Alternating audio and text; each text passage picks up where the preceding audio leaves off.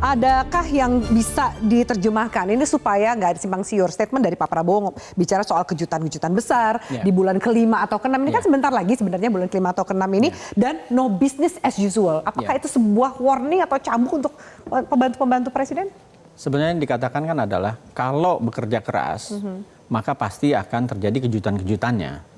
Jadi kalau memang konsisten, tegas, disiplin, berkoordinasi dan lain-lain, program-program yang sudah dibuat itu akan kelihatan hasilnya. Saya kira pesan normatifnya sebagai presiden dan kepala negara adalah itu. Dan contohnya adalah antara lain menurut saya dukungan yang masif dari masyarakat tadi across the board. Dan yang disampaikan oleh Mas Ciko tadi menurut saya itu adalah apa yang disampaikan oleh Pak Prabowo dalam pidato di pelantikan. Bahwa setelah pemilihan sebaiknya semua bekerja bersama termasuk mungkin PDIP dan lain-lain. Dan hari ini kan yang disampaikan Mas Ciko barusan itu pesan yang menyejukkan juga gitu. Bahwa nggak akan mungkin kita membangun kalau ada perselisihan yang dalam gitu. Dan bahwa program di Jakarta yang akan dijalankan oleh gubernur juga adalah inspirasi atau juga bisa menjadi bagian dari makan bergizi gratis. Kan itu sebetulnya yang mau dibuat seperti itu. Bahwa program-program nasional itu bisa bekerja sama dengan Pemda, pemerintah daerah dan lain-lain yang itu menunjukkan bahwa semua orang bekerja untuk tujuan yang sama. Gitu. Dan menurut saya apa yang disampaikan Mas Ciko itu kabar yang sangat segar.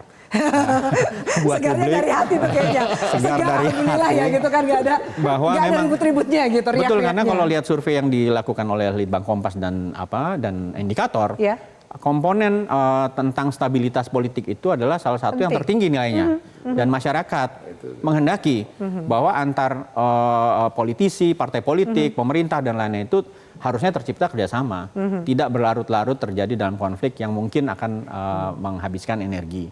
Walaupun kritik kan memang tetap perlu, pasti akan ada masukan. Yang dibutuhkan kritik bukan ribut ya, gitu. Yang dibutuhkan kritik bukan ribut. Gitu. Oke, pasti Mas Ciko bilang itu gara-gara PDIP juga makanya segitu ya kan. Saya ke Mas Apam, singkat saja Mas Apam, terakhir Mas Apam. Gini, kejutan itu harus dijalankan.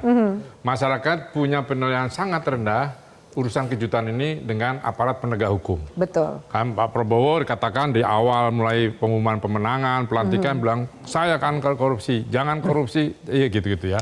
Dan itu urusannya dengan aparat penegak hukum. Nah, harus ada kejutan itu tadi, apakah aparat penegak hukum ini ditata lagi, ya kan, apakah itu pimpinan atau tidak. Tapi sekali lagi, apa yang sudah disampaikan Pak Prabowo, kejutan harus dikerjakan supaya masyarakat itu melihat, oh ini yang disampaikan presiden. Jadi lega, jadi akan nambah lagi itu tingkat kepercayaan. Itu 80%. Iya, itu. Dan yang penting buat saya itu tadi, sentuhan presiden terhadap aparat penegak hukum itu harus dilakukan. Anda rasa apa yang kurang sentuhan presiden sampai 100 hari ini catatannya di penegakan hukum? 100 hari ini kan masih pada tahapan lebih pada bicara meyakinkan orang bahwa saya pada posisi ini akan tegas, akan berlari gitu-gitu. Tidak business as usual itu. Tapi nextnya apa? Ini baru mulai kan, makan gratis mulai, nanti apa lagi dan seterusnya.